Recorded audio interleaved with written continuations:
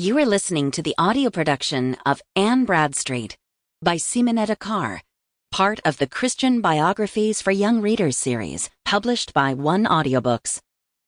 This book was originally published by Reformation Heritage Books and is read by Erin Bennett.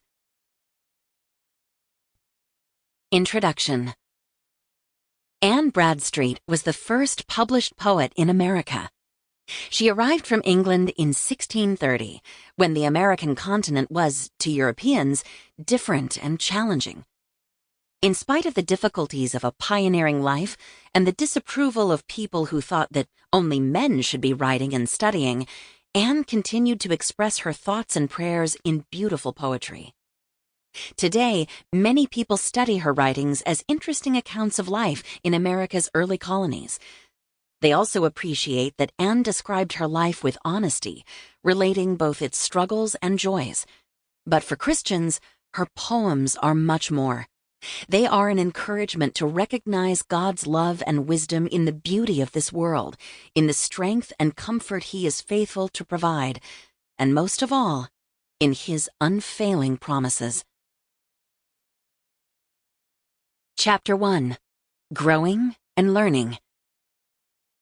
Anne was born in March 1612 to a well-respected family in Northampton, a busy market town northwest of London. Her parents, Thomas and Dorothy Dudley, kept a good-sized library and valued education greatly. Thomas was known as a devourer of books.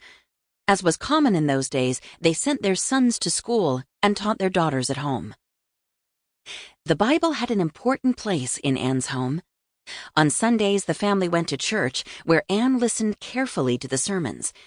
When she was about 6 or 7 years old, she started to understand that disobedience to God, which the Bible calls sin, is a terrible offense to a loving Heavenly Father. She tried hard not to sin, and when she did, she could not find peace until she confessed it to God. She also found much comfort in reading the Scriptures. As I grew to have more understanding, she explained, so the more solace, comfort, I took in them.